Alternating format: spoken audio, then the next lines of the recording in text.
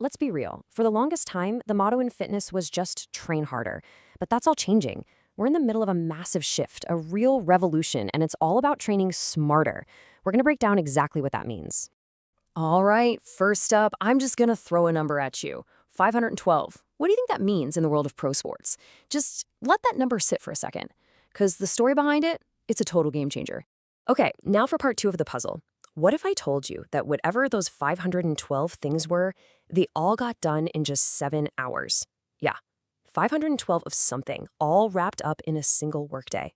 And look, this isn't some made-up scenario. This actually happened, and it's completely flipping the script on how we measure athletic performance. So where did this all happen? We're at the United Football League's headquarters. It's their very first preseason training weekend. And the mission was simple but massive. Assess 512 pro football players. And get this, it was the ultimate stress test, not really for the athletes, but for the technology that was supposed to analyze their every single move. And this really gets to the heart of the problem they were trying to solve. You know, the old way of assessing how an athlete moves, it's a slog. It's slow, it's totally subjective, it's one coach's opinion versus another, and trying to do it for a whole team, forget about it. But at the UFL event, it was the total opposite. Coaches were getting these automated, totally objective reports on their players in seconds, straight to their phones, insane. So, the big question is, how on earth did they pull that off? How'd they get such a deep understanding of each player so quickly?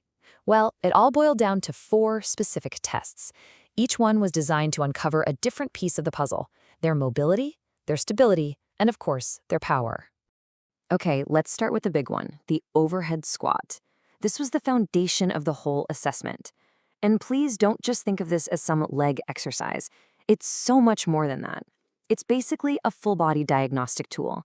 It shows you, in one single movement, how an athlete's entire body works together as one system. And wow, did it reveal a lot. The squat instantly highlighted big red flags, like knee valgus, that's when the knees collapse inward, or athletes who couldn't get deep into their hips. They even found this super common issue, a 10-degree difference in ankle flexibility from one foot to the other. Now you might think, 10 degrees, so what? But for a football player who has to cut and change direction on a dime, that tiny imbalance is a ticking time bomb for an injury. But the squat was just the beginning. To get the full 360-degree view, they added 3 more tests. The Countermovement Jump, which is all about raw, explosive power. The single-leg RDL, which is amazing for finding those sneaky side-to-side imbalances. And the overhead press, to see what's happening with shoulder and upper body stability. You put those 4 together, and suddenly you have a complete blueprint of the athlete. Okay, so we have the tests. But the tests themselves are just tools, right? They're only powerful because of the science behind them. So let's zoom out a bit and look at the core principles that really make all this data so incredibly valuable. And it really all comes down to one word: biomechanics.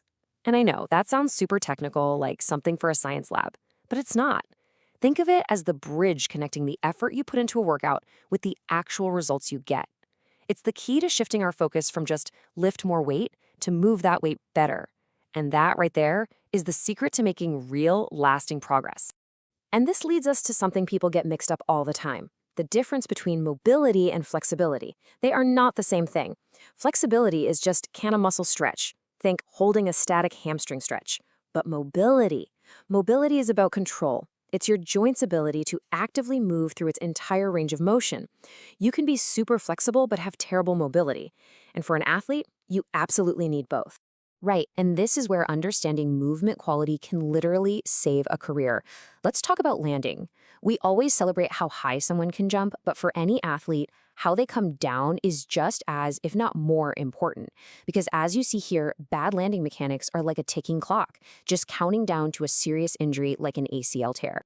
So here's a number that every coach and athlete should have burned into their brain: 45 degrees. The science is super clear on this. If you land with your knees bent more than 45 degrees, your muscles, your quads, your glutes can soak up all that impact. But if you land with less of a bend, all that force has nowhere to go but straight into your joints and ligaments. It's a recipe for disaster. Okay, this is where the magic happens. We've got the data from the tests, we understand the science behind it. So what's next? How do we actually use all this to build a better athlete? It's all about taking those numbers and turning them into a smart, personalized training plan that actually works. Let me give you a really clear example. Let's talk about shoulder abduction. Fancy term, but all it means is moving your arm out and away from your body. Simple, right? But for any athlete who works overhead, think a quarterback throwing, a tennis player serving, even just someone lifting weights, this movement is absolutely critical. So check this out. Imagine the data comes back and shows a 15% deficit in an athlete's left shoulder compared to their right. Now, that's not a coach just eyeballing it or guessing. That is a hard, objective number. It's an instant red flag that tells a coach, hey, we need to focus right here. They can immediately start prescribing specific exercises to fix that imbalance before it ever has a chance to become an injury. And this isn't just about playing defense against injuries. It's about going on offense to boost performance.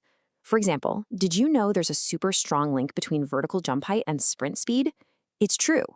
So if you can measure an athlete's jump, pinpoint exactly where they're losing power, and then train that specific weakness, you've just found a direct path to making them faster.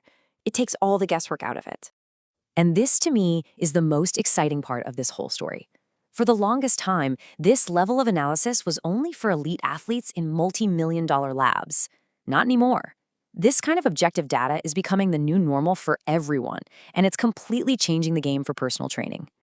So if you're a coach or a personal trainer watching this, let me ask you a direct question. In a market that is absolutely packed with competition, how do you make yourself stand out? What makes you different from the person just handing out a generic workout they found online? Well, the answer is right here. You stop being just an instructor and you become a genuine problem solver. When you use assessments like these, you can find the real reason your client's shoulder hurts. You can show them with data that what you're doing is working. You're not just guessing.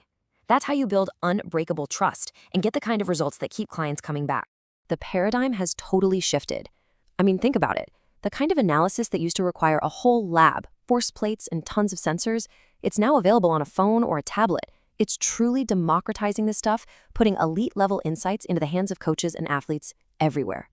And that really brings us back to the main point of this whole thing. The goal isn't just to add another plate to the bar or run another mile. The game has evolved. It's about finally moving past the train harder mentality and embracing what it means to truly train smarter. And that starts with the quality of how we move. So I'm going to leave you with one final thought to chew on. And it doesn't matter if you're a pro athlete, a weekend warrior, or just somebody who wants to feel better in their own body. Ask yourself this: is the way you train built on guesswork, or is it built on data? Because honestly, the answer to that question could change absolutely everything for you.